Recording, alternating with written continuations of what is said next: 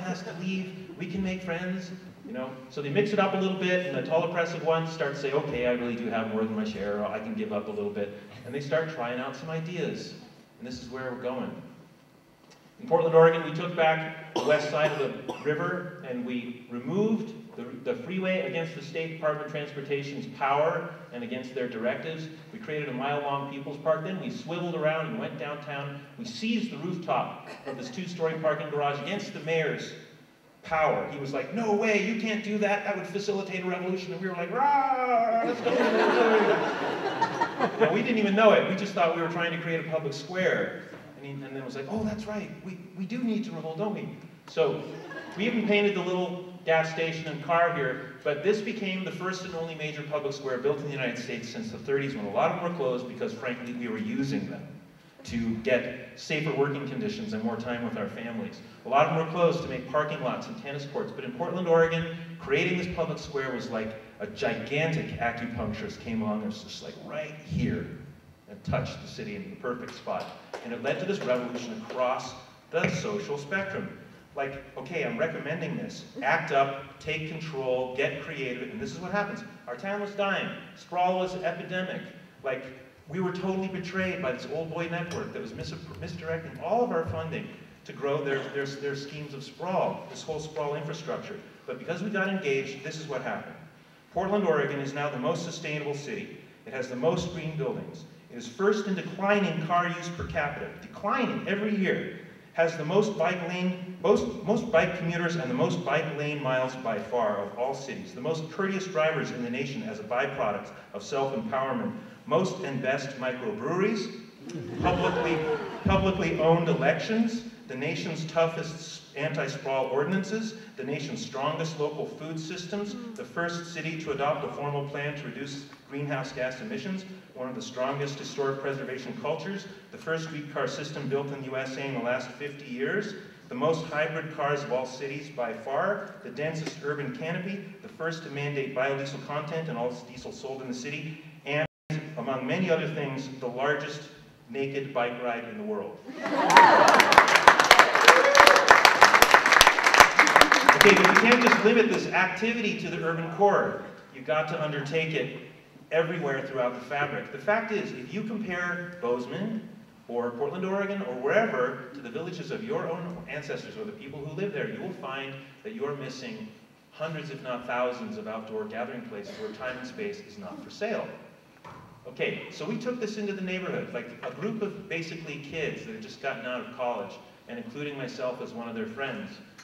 We decided that we wanted to take this into the neighborhoods. We had started to see that there was something going on, and we actually asked ourselves, is there a way that we could act up within the global system of cities that are all interconnected, like politically and economically? If we could just remember that the most powerful thing in the world is a story, that we are more creative than anything that oppresses us, and realize that we are part of the global network in which stories travel faster than trade. If one city, or one West Coast, or whatever, could somehow undertake such exhilarating and inspiring initiatives that would travel quickly to inspire other cities throughout the network, then all we would need to do is act locally in order to inspire systemic change in the biology of our social culture. So that became our strategy. Let's get into our own neighborhood and act fiercely with such beautiful intent. So there's a lot to say about how that got started. Lots of potlucks, guerrilla tea houses, inviting the police to come have cake with us. You know, all this stuff to just like, okay, you guys aren't our enemies, that's an illusion. We've got the power, you don't anyway, you know, in spite of your guns. And they're like, what are you talking about? What are you have some cake, you know. So here we are, we're having this meeting because these little girls had just gotten hit by a car crossing a busy street. All these adults realized 500 houses here were built without one single place for our kids to go play. They're having this community meeting, they've got a model of a street intersection, and they're asking themselves, can we take a street and turn it into a place? And everyone's demoralized, like, oh no, you know, we don't have the power, and the city council will never let us, and they'll never come here. This 13-year-old young woman was there, and she had brought a chart. Because of our guerrilla tea houses, we now knew everybody around here, not only their names, but what they did for a living, how many kids they had, and the names of their partners. So she did this chart, she gave it to the kids at the meeting, the kids filled it in, it became totally black. with all the potential of how we could be connected. Like the kids were like, oh wow, here's a chef. All these people eat. Here's a doctor. There's all these people that get sick. Like all these ways that we could be connected. And then all these kids that were already friends. And all these like mothers and fathers who stay at home. And we realized that we had a freaking village, but we didn't have a village square. And so we decided that this would be what we would undertake. Now we were inspired by some indigenous people that would come through our neighborhood, and in particular a guy named Elk River, who was kind of like this sort of Yoda guy from Star Wars, who would sort of hobble through our neighborhood and say provocative things and sort of leave us sort of slightly upset. One time he was coming through here when we were out on this corner, the southwest corner, drawing circles of chalk, and he goes like, wow, circles, color. What a cool idea. How come everything's so straight and flat around here? You know, we were all thinking, oh, Thomas Jefferson invented the grid, which is a total lie. We didn't know the true history. We had to have the neighborhood historian Eileen explain that this is what westward expansion and manifest destiny is designed to work like. So we got sort of motivated, and someone in that meeting quoted Elk River and said, you know what, if someone overlaid the grid violently over the circles of all our ancestors, by God, maybe it is time to put the circle back. We called the Department of Transportation and we said, hey, we've got a great idea. We can slow traffic, we can make the streets safer, we can build all this community, we can create a neighborhood forum, we can inspire other places. These are all standing goals that nobody ever addresses. What we need to, for the sake of our kids just got hit by a car. Transportation officials said, absolutely not, that's never been done before. We're like, this is the fundamental, like, urban design principle of all humanity. It underlays all villages. We've got to, and like, transportation was like, we're engineers. Like, streets are just for cars. And we were like, okay.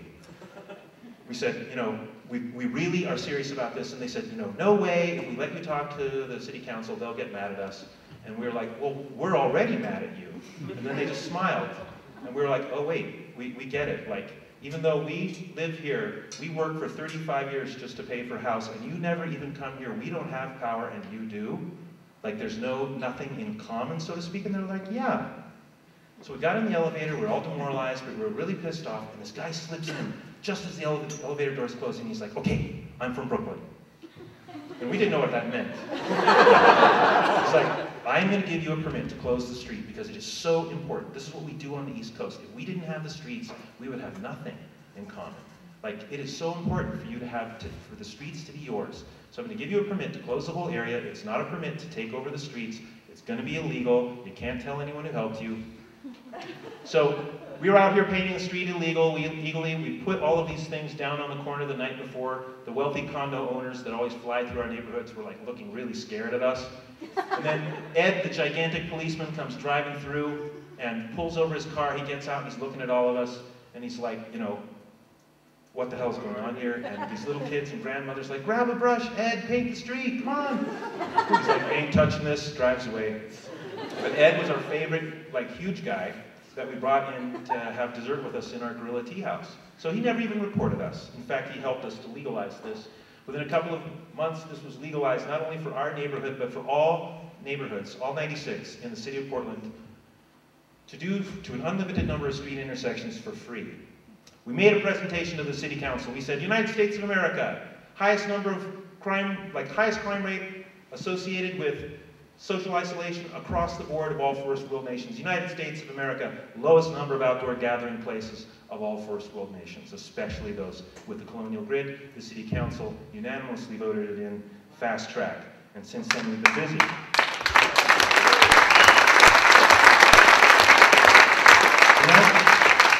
But we were breaking the law, but the law didn't make sense anymore.